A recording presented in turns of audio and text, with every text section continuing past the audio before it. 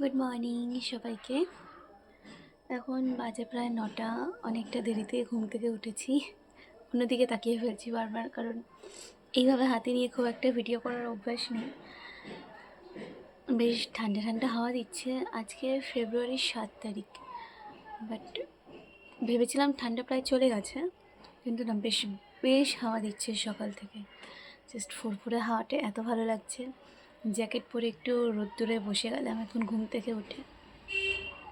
তারপর তো বাকি কাজ বাজ আছেই সারাদিনের জন্য। শিডিউল একটার পর একটা, সবসময় শিডিউল করে চললে হয় না, আজকে একটু বেশ শিডিউলে চলবে। ওকে, আসছি নেক্সট ফ্রেশ হয়ে।